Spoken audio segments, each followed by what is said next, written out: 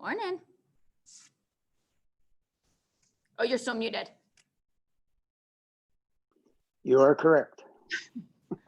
We'll start in 2 minutes. Okay. Okay.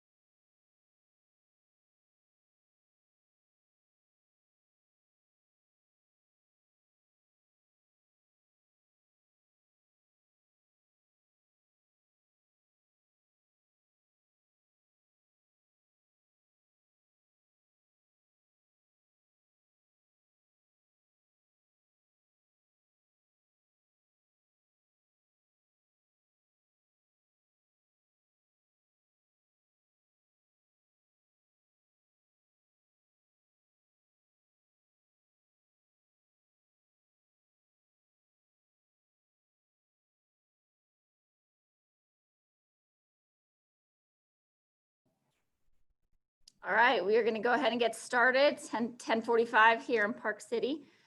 For those of you that were not able to join us yesterday, welcome. This is our National Ability Center Veteran Outdoor Leadership Summit. This is our second annual one, and we are lucky to have 10 people here in person with us. So that is the camera that you see in the room. And then we want to welcome everyone joining in virtually as well. A couple quick webinar tips and tricks. We would love to know who all is joining us and where you're joining from. So that chat box that you see at the bottom of your screen, go ahead and write your name in there, where you're coming from, anything else you want to tell us. And then we do encourage questions for all of our speakers. So that Q&A box that you see at the bottom, any questions that you have for our speaker, please put them in there. And we will either get to those during the speech, and if not, we are leaving some dedicated time at the end for additional questions as well. So I want to welcome our speaker.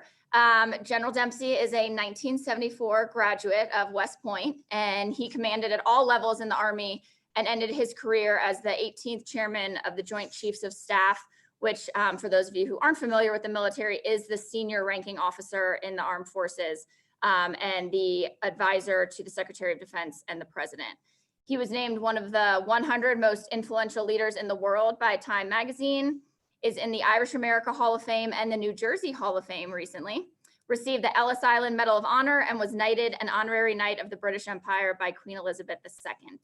He now teaches at Duke University, is the special advisor to the commissioner of the NBA, chairman of the board of USA Basketball, and is also the author of 2 books. And among all of those accomplishments, he is also an incredible dad and papa to my 3 little boys. So I am very excited to introduce all of you to my dad, General Dempsey. And Dad, I will let you take it away, and I will actually pop my screen off so people can see you, and then I'll come back on for the questions. Okay. Well, thanks for that, Kate. Thanks for the introduction. I was sitting here I guess I was in the waiting room, and then all of a sudden the screen told me that I had been promoted to panelist, and I got all excited because I haven't had a promotion since 2008 when I pinned on my 4th star. So this is pretty cool. Happy to be here, and congratulations on a great summit, this seminar. And I too join you in being excited that you have some folks there in person, and that there's others from across the country joining us. I think I saw Shelley, my good friend from Duke University, who's now a battalion commander. I can't remember where you're commanding, Shelley. I think it's in Texas. But congratulations to you, and I'm glad you made it up for this seminar. For those of you that are veterans, and I know not everyone in the room is a veteran or everyone on this webinar is a veteran, but we're creeping up on Veterans Day. So let me begin by thanking you all for what you did for your countries and your spouses. And I think there's also a Gold Star mother somewhere in the audience, either live or virtually. And I want to thank you especially for your service, your personal service, and your sacrifice. I don't know if you can see the shirt I'm wearing, but it's got the Joint Staff crest over here, and it's got the number 18 over here. And when during my time as chairman, what I tried to remind myself was that it wasn't all about me. I mean, I was honored, surprised really, to become the chairman of the Joint Chiefs of Staff. But what I tried to remind myself was that I was carrying on a certain legacy that had been established by the 17 men. They've all been men to this point. I'm personally hopeful we soon get a woman chairman. But the point is, I was accountable for carrying on, building on the legacy of those 17 that had come before me. And one way I chose to remind myself was I really referred to myself by my number, not so much by my name or rank. And so you can see on this side of my shirt, the number 18. I mention that to you because, I think it's easy to forget sometimes, especially these days when people are pulling and tugging on each other, that we all share. There's a lot of things we share in terms of our legacy to what this country can and should be. And, I'm hopeful that look, all election periods are kind of messy. That's the nature of a democracy. It's not a bad thing really that they're messy, but once we get on the other side of it, we got to begin to, pull this thing back together and remember whoever's elected. We got to remember that we all are walking on the shoulders of those that came before us.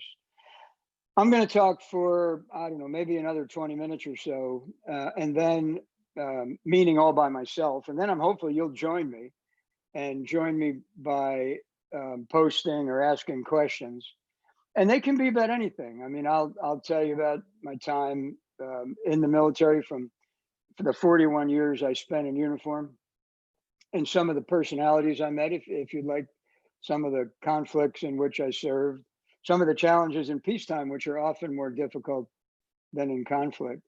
Or we can talk about National Basketball Association. I just talked to the commissioner day before yesterday about how we get into the 2021 season with success, both on the sports and entertainment side, but also the health side of it. USA Basketball is all about fielding teams to play in international competition. Starts at under age 16, under 17, under 18, under 19, under 21, and then of course the Olympics.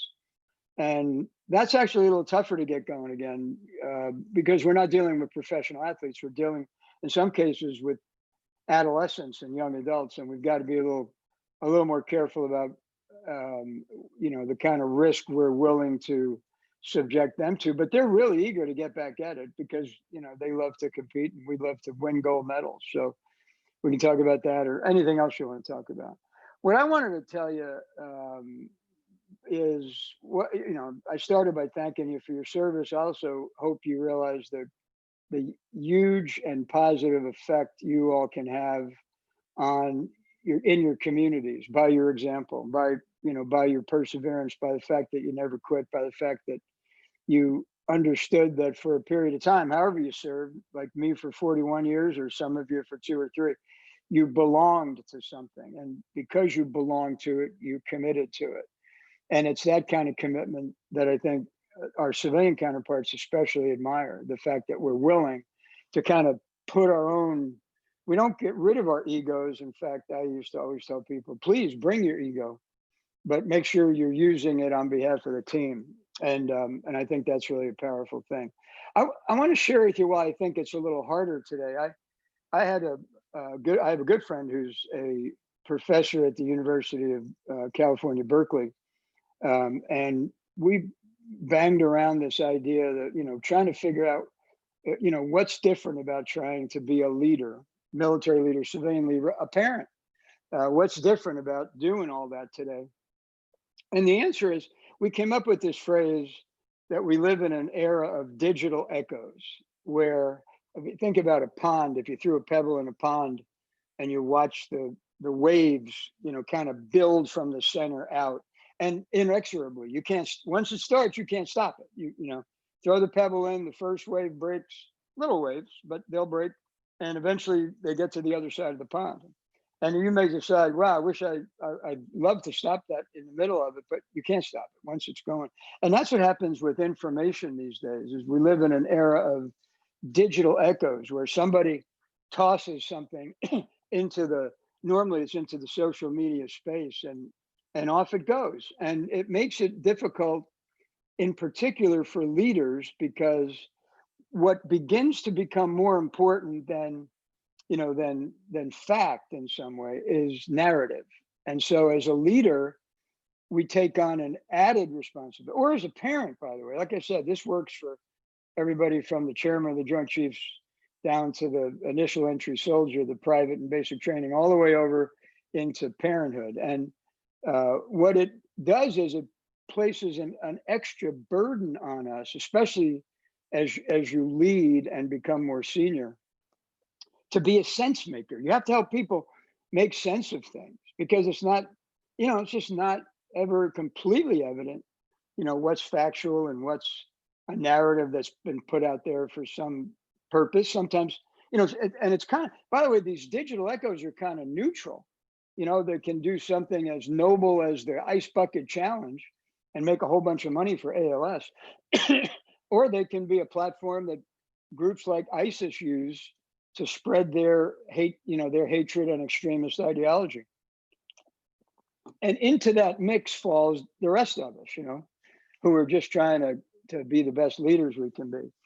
And to do that, you got to find a way to be a sense maker. People will look to you to help make sense of things. And so you got to stay inquisitive. You got to stay engaged. You got to work on your communication skills so that you do help people make sense of things. So that's part of it, is this idea of leaders being a sense maker. The other thing that these digital echoes create, again, and they're neutral, but one of the things they create is fear. And think about well, those of you that served in combat, that's one kind of fear. I'm talking about fear of the unknown. And there's a lot of it out there. So think about the fact that we're also, before I became my own panel, I got promoted to panelist. I was sitting there watching you all in a room, and you're all sitting there 6 feet apart and in masks. And we've been doing this now, roughly since March.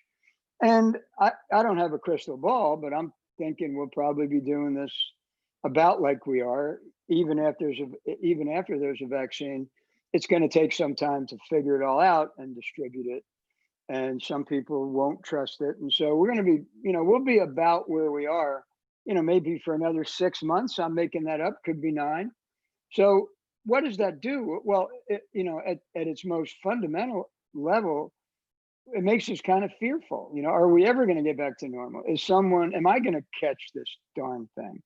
Is someone I love going to catch it?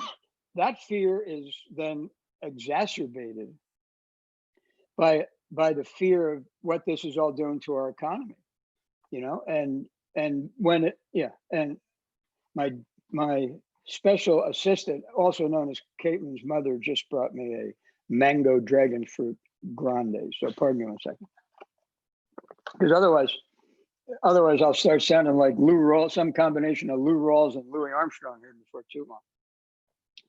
But back to the fear thing, besides fearing the pandemic, there's a lot of people out there fearful for their way of life, especially people who worked in this, healthcare workers for sure, but people who work in the service industry, people, who cleaned hotels or distributed cars or worked at arenas and football stadiums. They're really worried about, what comes next as the economy kind of slowed down to a very sluggish, I'm not an economist, I'm sure there are other words for it, sluggish level. How long is it going to take to come back? And I think it will, by the way, but I don't know when that will be. And so you got that fear. College students, high school graduates who are entering a workplace and they're not sure if the job they thought they wanted is still going to be there. And so, you've got that fear. And then on top of all that, I'm probably the only one in the audience that was alive and aware in the 1960s. And we've got, racial issues now dividing our country again. By the way, that's not, that's it. there were a lot of things that got settled and resolved in the 60s, but there were some things that everyone knew we were just, delaying. It was like deferred maintenance. We're going to have to deal with this. And now we're dealing with it, and we have to deal with it, and we will deal with it. I'm confident. But it's fearful. I mean, you walk through some cities in America and they're boarded up, and and you talk to young men and women of color who are afraid to, when they're pulled over for a traffic stop. I mean, those are real legitimate fears, and we gotta, and if you think of yourself as a leader, you just can't say, wow, I'm glad that's not me. I mean, you've got to be thoughtful about what it means for all of us. And so in that fear, you all who have served know the only antidote for fear, whatever fear it is a sense of belonging. How do we know that? Look, I mean, that's how we built our military. Whatever service you were in, you don't strap yourself into a cockpit of a fighter jet unless you feel a certain sense of trust and belonging to the team that prepared that jet to be, to take off. You don't go out of a forward operating base in Iraq or Afghanistan. First of all, you don't go out by yourself, but you don't go out unless you have a certain sense of belonging and trust with the man or woman to your left or right. Same thing on a ship. You don't go down, to several hundred feet in a submarine unless you're sure that whoever welded the darn thing actually knew what they were doing, and that your shipmates know how to avoid the pitfalls of navigating under the sea. So the point is, you all know that. It's harder to translate this sense of belonging in our personal and our civilian lives. But that's the challenge. I mean, we got to do it. And there's ways to do it. And, I didn't have or don't have the market cornered on what those kind of ideas are, but I know that in any job I had in the military and the things that I've done post-military, the first task is always to build a team, develop a sense of belonging, make sure people know their contributions matter, and then you got a reasonably good chance of accomplishing something. So that's what's happening around us today. The speed of information, the unreliability of it.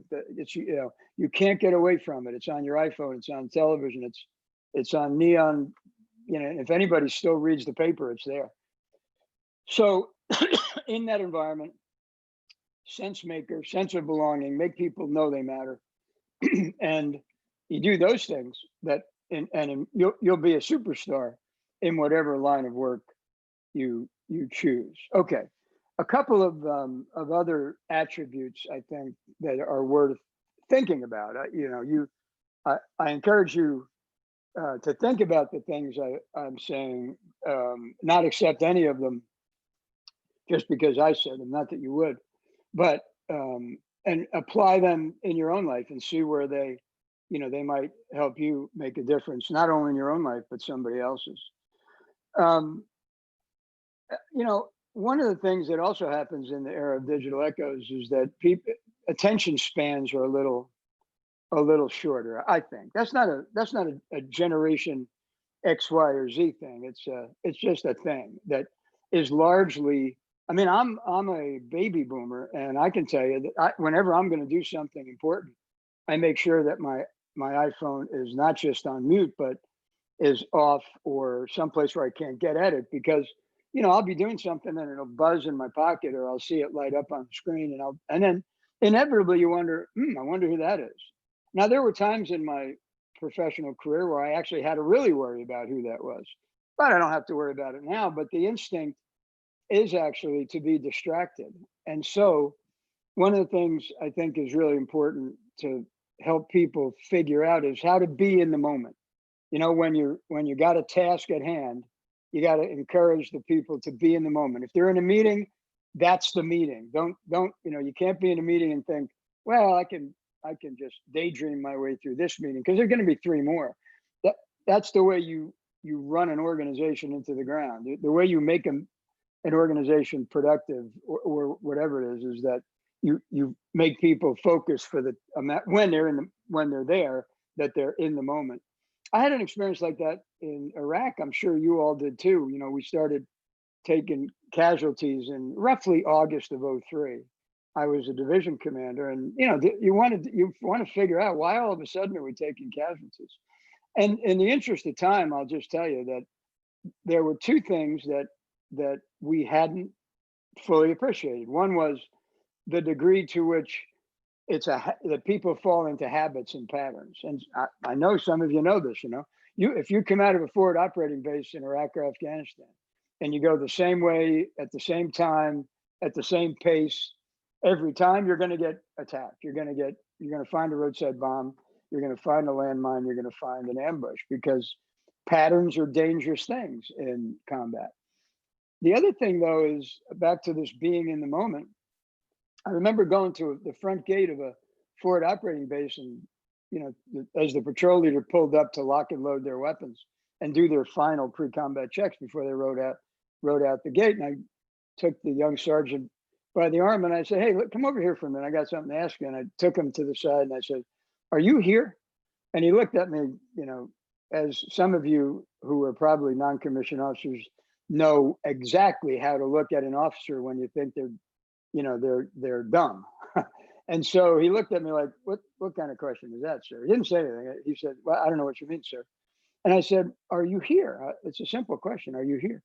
And then he said what you and I know to be the way that a soldier, you know, tells you, "Come on, get out of my face." He said, "Sir, with all due respect." And I knew I had his attention then. And I said, "No, honestly, are you here?" And then I said, "What were you doing before you came to the gate with your soldiers? What were you doing right before that? What were you doing right before that?" And of course, as you unpack it all, I asked him at a certain point, you know, when's the last time you talked to your family? He said, "Oh, 30 minutes ago." I said, "How they doing?" "Good, sir." I said, "Really good?" He said, "Pretty good." He said, "You know, my wife's struggling a bit. The registration is expired, and you know, my young son didn't make the soccer team or whatever it was." And I said, "Well, is your wife able to get through it? Can she get help?" And, you know, we talked about it. And then at the end of that, I said, "By the way, are you here?" And he said, "I got it. I got it." And so he went over and made sure that his soldiers were equally here. The point is, that's a combat example, but I'm telling you, I've been in meetings frequently and I'm still in meetings frequently, where you can just look around the room and you know that, you know, 60% of them are there and 40% of them are someplace else. And if you're in a leadership position, you got to help people. You have to insist at points, but you have to help people be in the moments that matter. And so I would just say that in addition to building a sense of belonging and making sure people know their contributions matter, make sure they're there for you and that you're there for them. Look, I talk a lot about character. I just have a deep sense that, and by the way, experience to validate it, that your character is the one. Look, there's a lot of things you can't control in your life, medically, financially, your personal life, your professional life. There is exactly one thing you can absolutely control, and that is your character. You know, your integrity, your honor, your commitment, your courage, and a lot of you have demonstrated that and are demonstrating it, you know, by the fact that you're out there at the National Ability Center conquering mountains that frankly a lot of your peers who would completely lack the courage to do that. So you control your character, and it's tested a lot.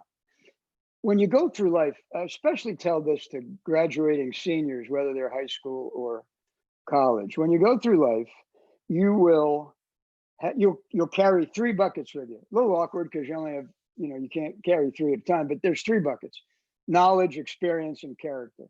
Everybody knows you got to fill the knowledge bucket. So you keep working to build your knowledge. Everybody knows you got to fill your experience bucket.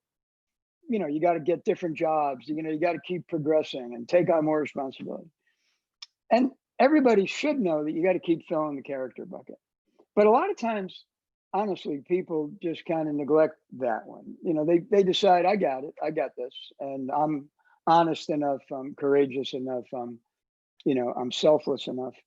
And yet those things, as many of us know, those are the things that are tested every day, It's just the little things where if you take a shortcut, now you've set a new standard for yourself. So I would just ask you to think about character as one of those three buckets and ask yourself from time to time, what have I done to fill my knowledge bucket? What have I learned new recently? Or am I just kind of using the same set of facts and, square peg in the round hole? What experiences have I gained? Again, you're out there, God bless you, and you're going to have some experiences at the National Ability Center that are going to add to your rucksack or your bucket of experiences in a very positive way. And then, what have you done to test your, to just check up on your character recently? And I encourage you never to forget that. And the last attribute I'll talk about in 5 minutes, I want to turn it over to questions, is I've got a particular belief that we hurry too much. John Wooden, the basketball coach at UCLA back in the day. By the way, I always take risk talking about another basketball coach when I'm sitting here in the shadow at Duke of Mike Krzyzewski. But John Wooden out at UCLA, who won like 7 consecutive national championships in the 60s. He got the best players, obviously. But he would always tell those players on the court, be quick, but don't hurry. And that distinction, I think, is really a good one for us to remember in these days. Be quick.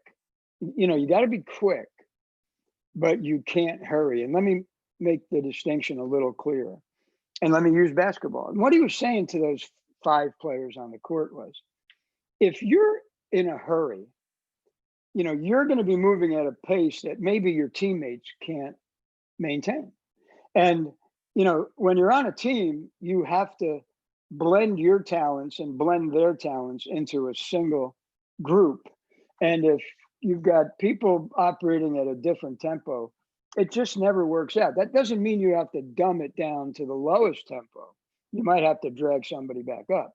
But the point is that a leader and even those who follow have to understand that if they're on a team, the pace of the team matters. The other thing that happens when we're too quick is our fundamentals break down. And the third thing that happens, and by the way, fundamentals are important.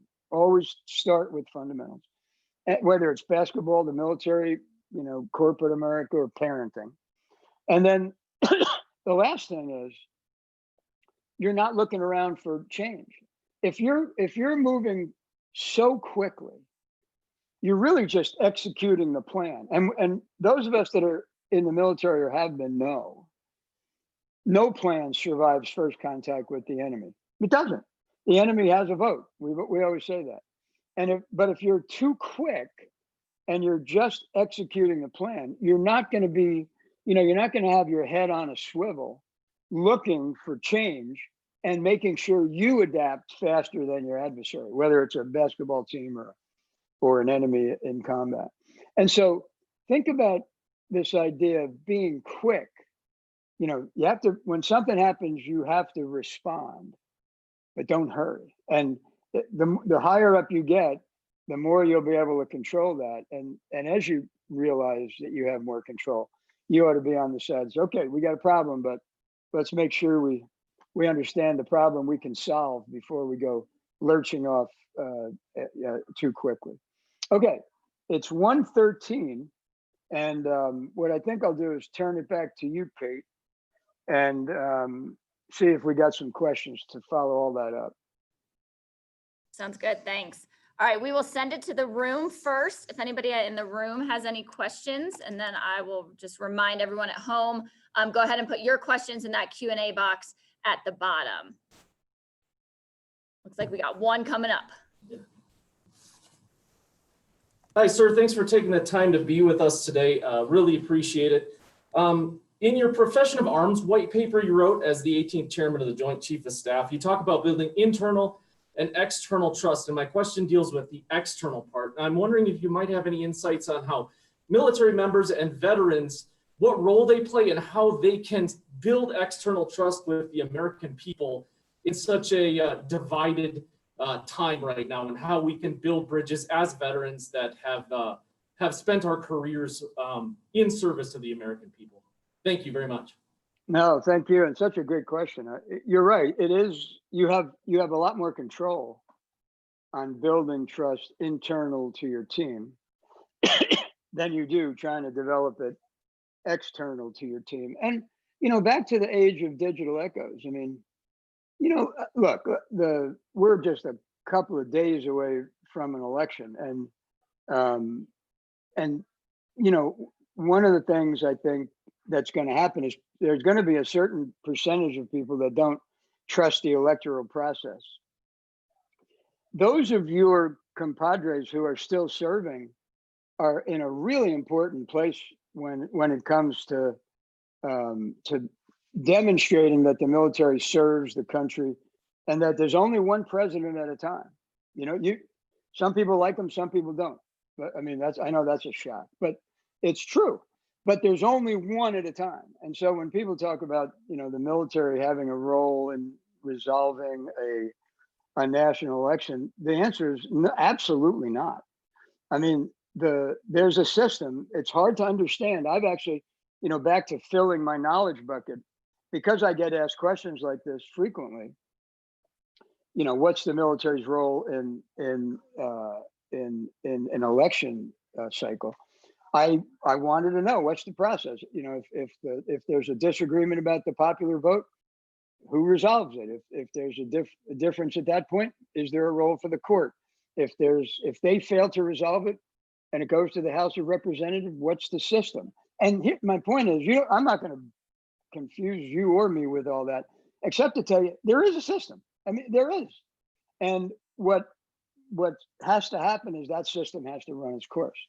Now, to your point about specifically, the reason that's so hard is that there's so much information, and a lot of politicians, not just President Trump, are really active in social media. And so they're throwing all these barbs at each other that you and I in the past would never have even known about. I mean, if we did, we might find out like a week after it happened. And by that time, the emotions can kind of dissipate. There's a great quote by a guy named Disraeli, who was a German politician actually, and he was talking about the democracy and law, and he said, people who love sausages and people who love democracy should never see how each of them are made. And it's true. I mean, I was in that mix, and it's messy, but it was designed to be messy. It was designed to create, this might help answer your question. Look, the system was designed to create friction. It literally is designed to create friction.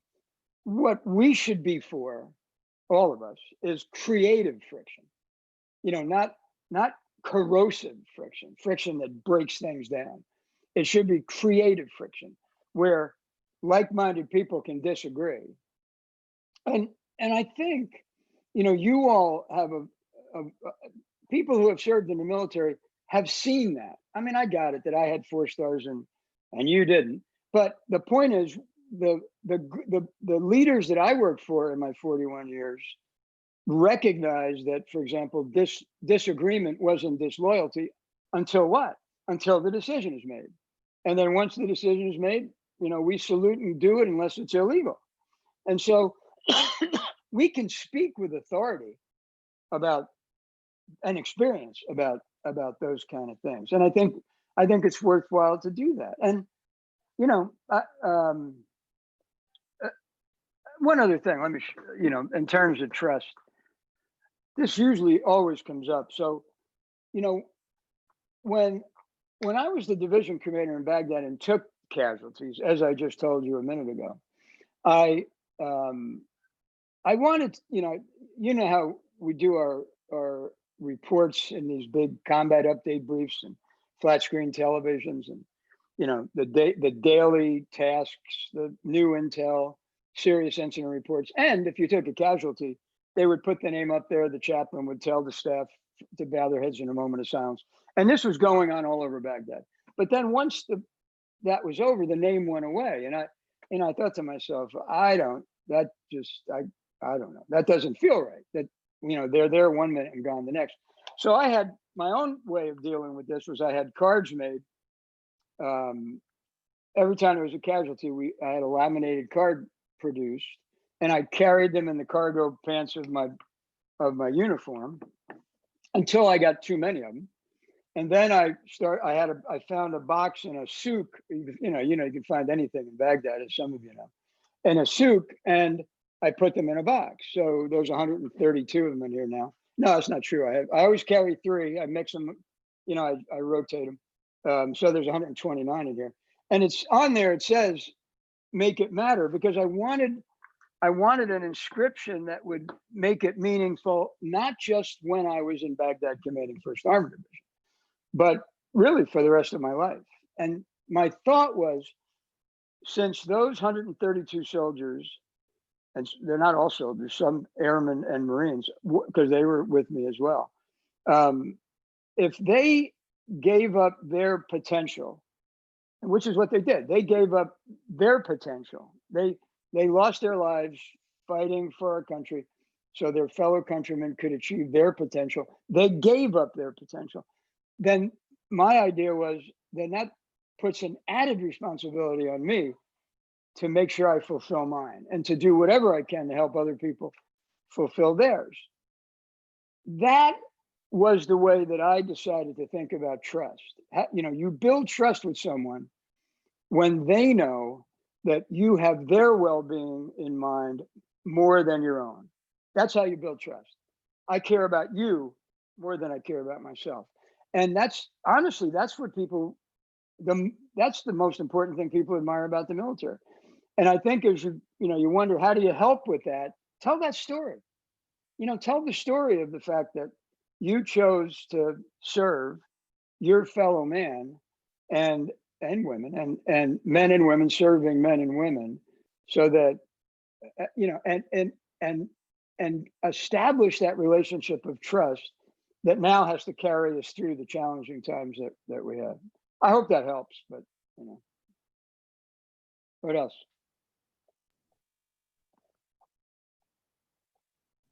Go ahead, Jeremy, you're good. You go, and then we'll go to one on the virtual. Yeah, again, thank you, sir.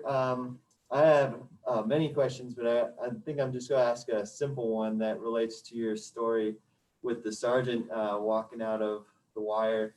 And I think that it's not second nature for people to be in the moment. People have a hard time doing that, especially when they have things going on at home or just things in life in general that are pulling their attentions elsewhere. And I'm wondering if you have some practical strategies that you might use in your own life or suggestions to others that might help them sort of get themselves in the moment. Yeah. Well, first of all, I can tell you, I preach a good sermon, but I won't tell you I got it right all the time. I mean, I remember one time vividly in the Situation Room with President Obama, and the meeting was about, I don't know if you know what the Keystone Pipeline is, but it's never been built entirely, but it was a proposal to build a pipeline that comes from Canada down to the Gulf of Mexico with oil from the Arctic. And it's a really controversial thing because, that's a long way to transport oil and across states that are not insured. They're not sure they're going to get any of the revenue.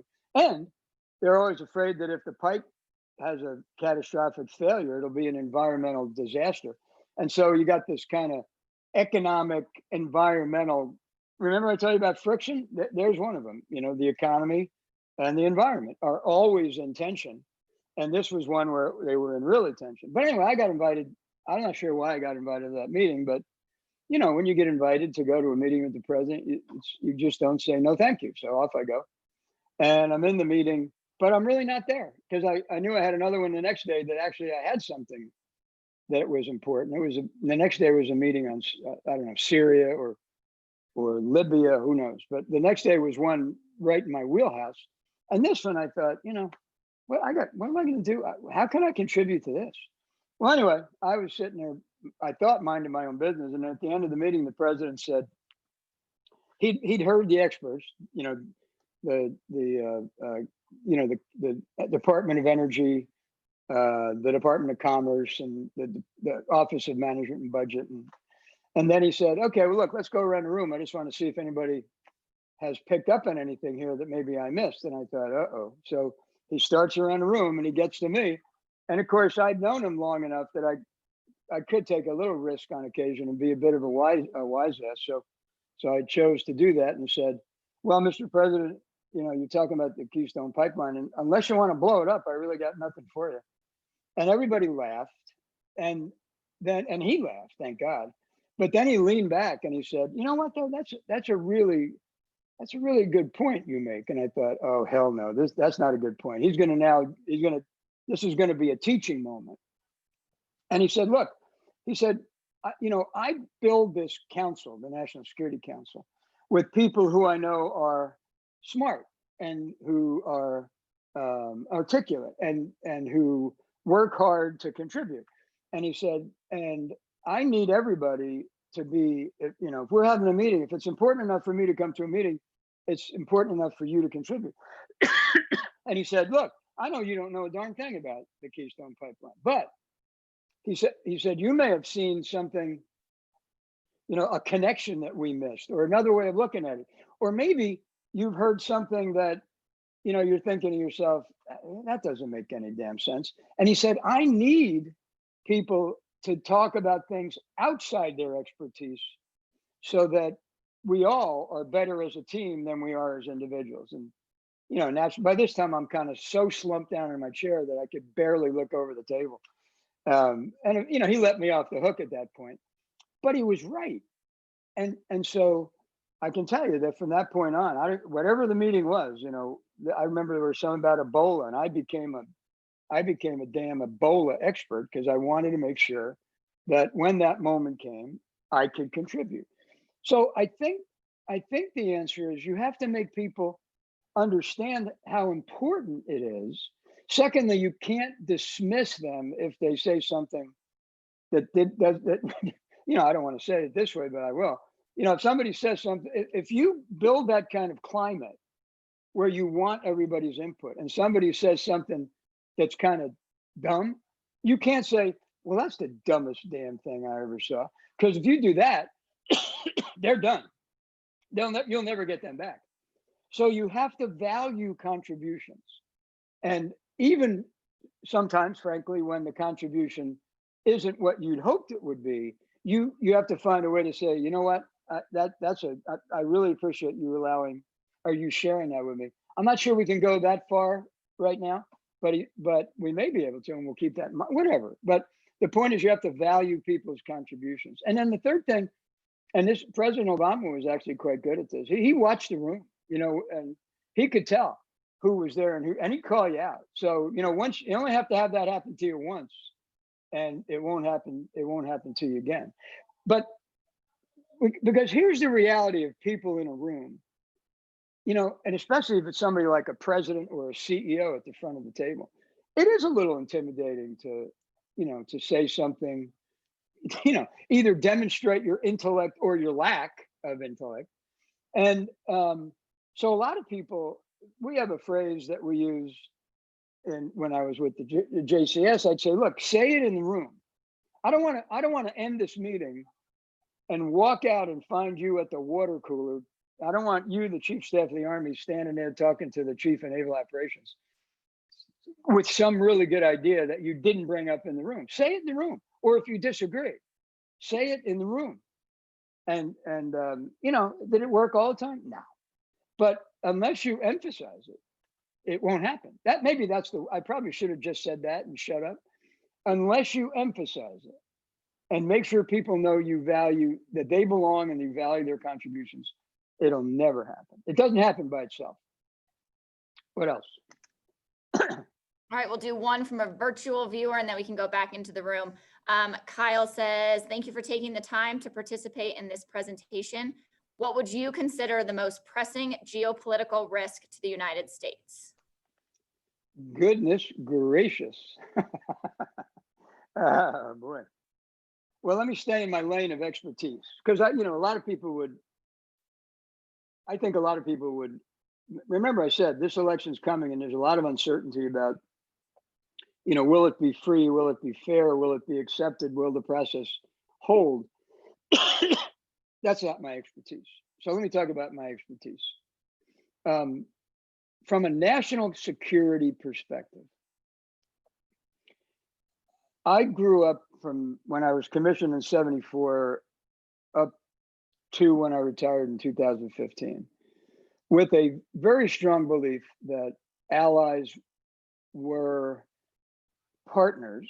In other words, they weren't just allies because they signed on a treaty. They were allies because they contributed that to our knowledge, they contributed resources. We would have to work to be interoperable, that they would go with us if we had a conflict someplace. Let's face it, some of them more capable than others. Some of them who contribute more than others. But I believe that our system, our national security architecture was such that the 53 allies that we have, and we have 53 allies across the world who have made formal agreements passed by their government and ours to contribute to each other on matters related to national security. And by the way, Russia and China, who are potentially our most significant adversaries. Now, look, we all hope that that doesn't happen. I personally think the best way to make sure that doesn't happen is to keep that alliance structure solid and actually enhance it. But it's deteriorated a bit for any number of reasons. It has deteriorated a bit. So when you ask me what the most significant geostrategic challenge facing our country is, I would say it's not just facing our country, it's facing the whole world. And that is, if we get to a point where it's kind of every man for himself, mankind has a very sordid and unpleasant history of violence. And I think that alliance systems are a hedge against that instinct. And so I think it's the biggest challenge we have is to make sure that our alliance system remains credible and strong.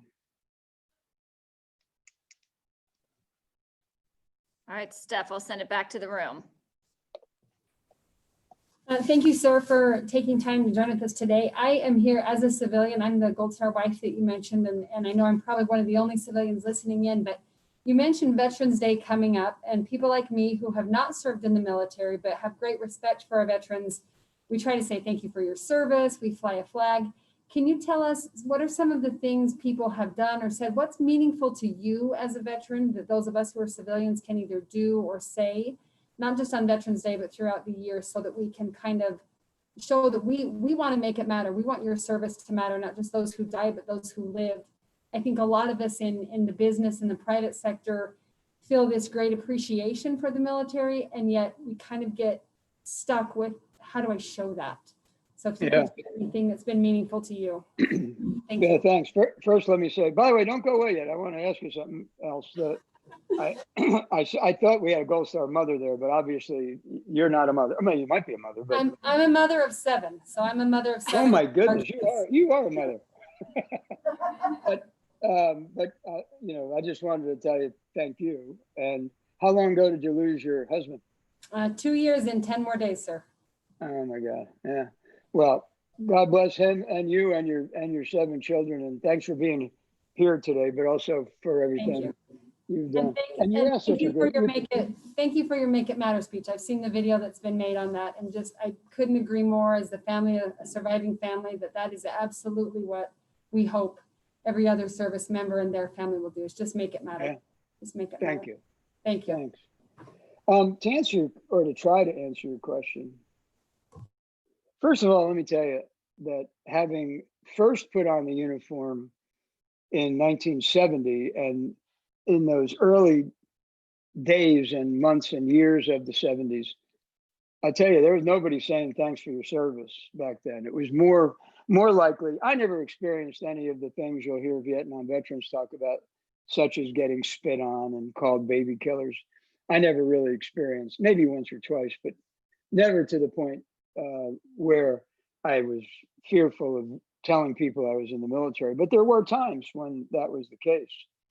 And then, of course, we worked hard. The military, I say we, the military worked hard to reconnect with America and to try to establish a reputation of, of service, really. I mean, fundamentally it was, and then when we became an all volunteer force, that actually became a little easier, because then it was clear to people that we are volunteers who literally have chosen, not been selected, but chosen that way of life. So I really still to this day appreciate the phrase, thank you for your service. I will also tell you, though, that one of the fears I had when I was the chief of staff of the Army and the chairman was that, that we would begin to take that for granted, we the military, that in other words, we would begin to feel somehow entitled. And I'm not a fan, to be honest. Some of you might be, and you can be.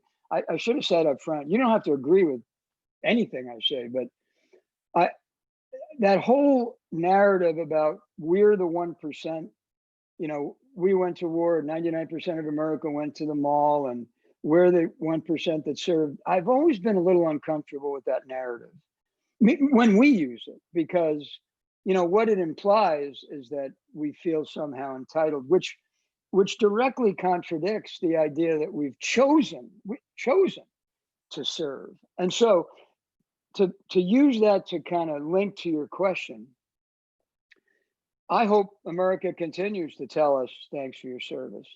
Whenever I have a chance, if you're running past somebody in an airport and they say it, you're not going to stop and have a conversation.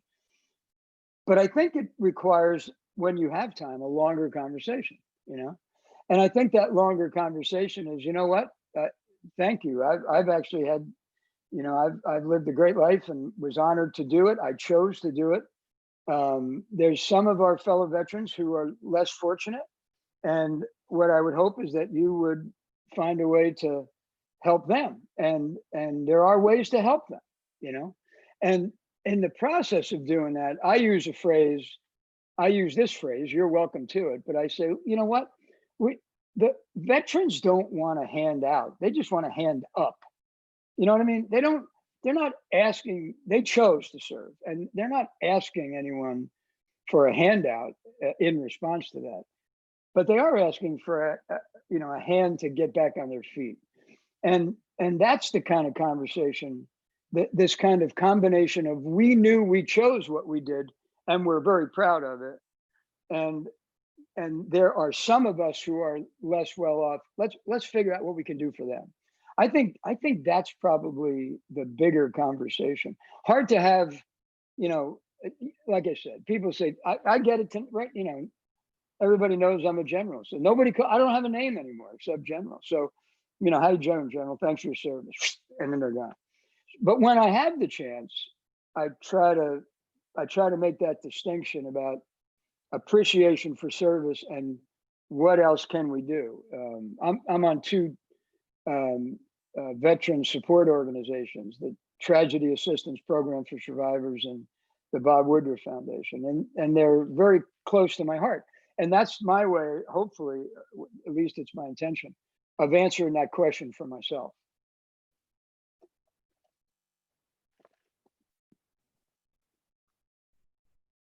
I think we got Val coming up in the room. All right. Good morning, sir. I had a question as far as being a leader in this digital era. And it seems like most of the rational, thoughtful people tend to be silent on the side, but with so much negativity and overwhelming opinions coming in, how do you balance being a thoughtful leader in the digital world without getting sucked into that? Thank you.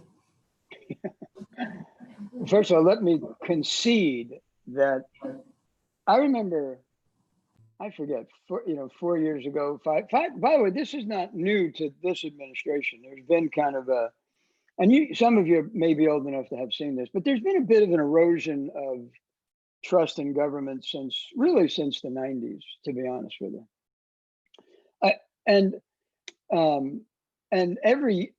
even in the 90s and up to and include today, you'll hear the phrase, "We live in unprecedented times," to the point now where I say, "Oh, really?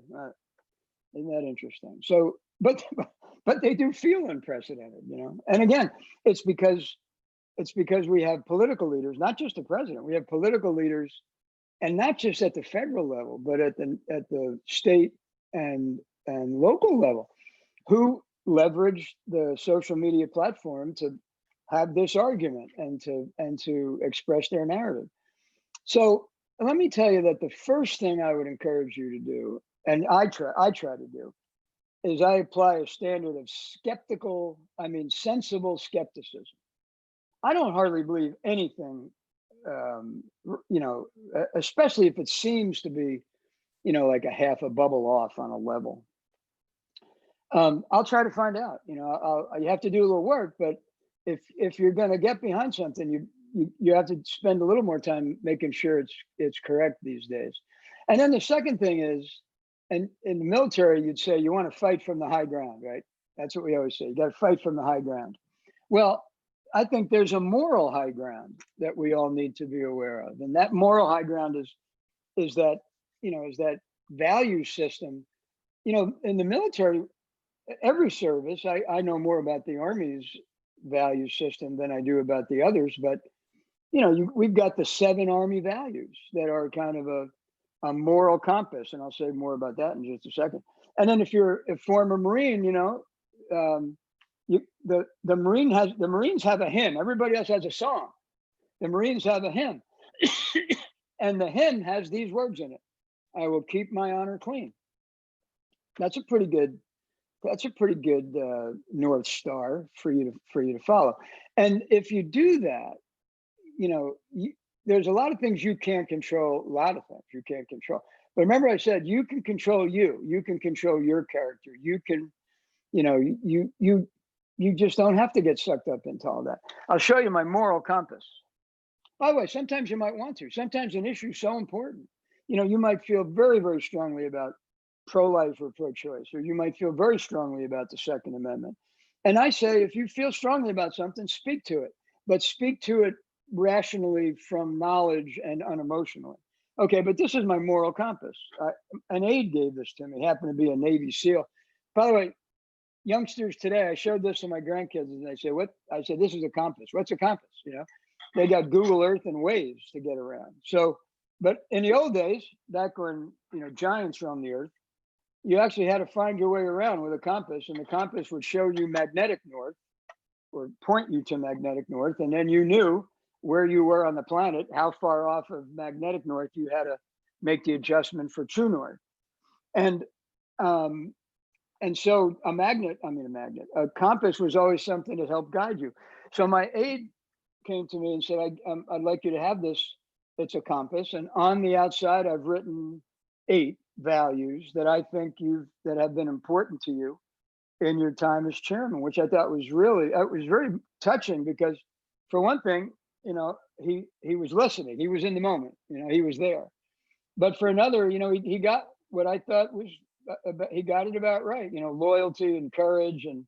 And he added patience. I think that's probably because he didn't think I had enough of that with him, but honor. And it just goes on and on around the circle.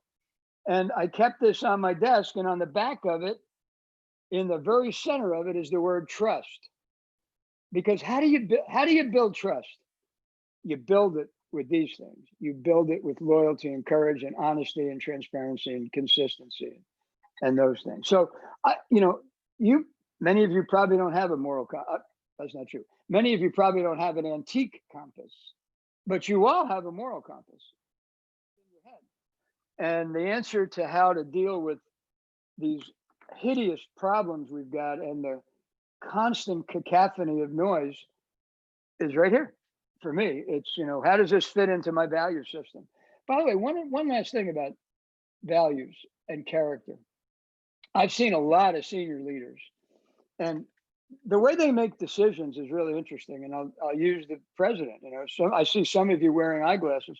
You go to the eye doctor, they put that kidney-shaped plastic thing in front of you, and they start flipping filters. You know, is this clear? Is that clear? This clear? You know, eventually you decide, I don't know, just give me the glasses and I'll give it a shot. But they do keep flipping the filters. That's the way, you know, in the Situation Room, the president, somebody talks to him about foreign policy, somebody about the budget, somebody about national security, somebody about domestic politics, back. And then almost never, they almost never make a decision in front of you. They go back to the Oval Office, a few close advisors, and they apply their belief to it and make a decision that is some combination of all these filters and their own character.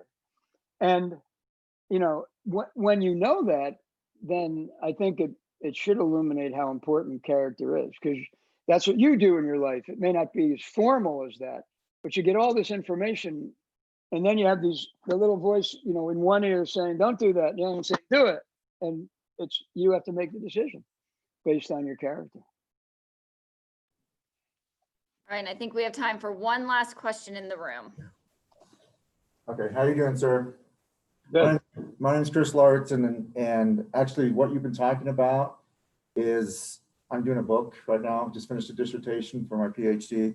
Thank you, you know, with my GI Bill, you know, so, but I've talked to several, it's basically I've talked to special operations people, and some professional athletes and some top doctors and things like that. But I talked to Jerry Boykin, Stan McChrystal, Peter Schumacher, I'm sure you know all of them. One question I asked them, and you talked about values, and you talked about your compass. I have one, by the way. Thank you very much. One of my subordinates gave it to me before I retired. Oh, that's great. And it's the same thing, but they didn't write anything. I guess they thought I didn't have any values or something like that. So they didn't write anything on the or outside. you're lost, one or the other. Yeah.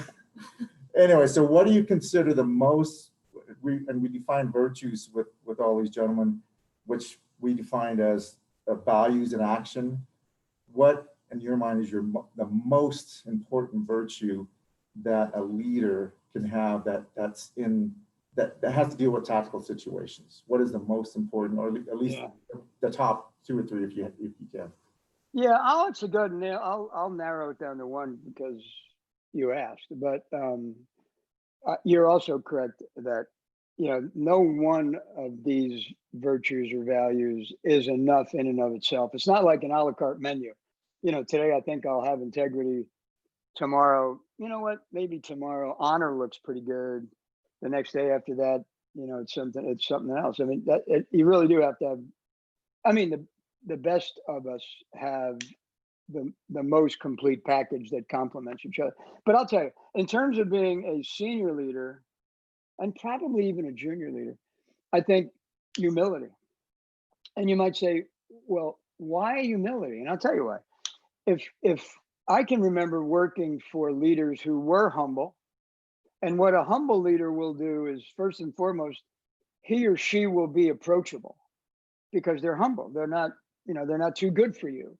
So they're approachable, which is enormously important in a leader, the fact that you are approachable.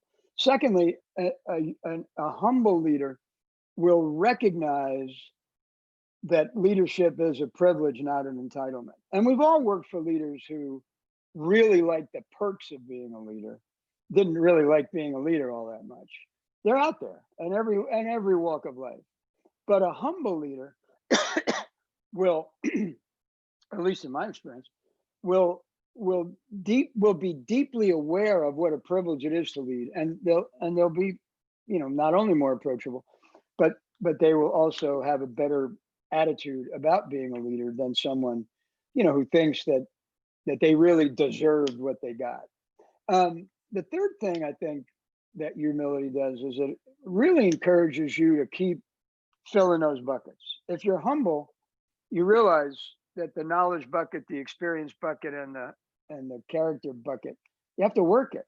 You just can't decide. I've got, here I am. I've become the chairman of the Joint Chiefs of Staff, obviously far better than my peers, must know a whole lot more than them.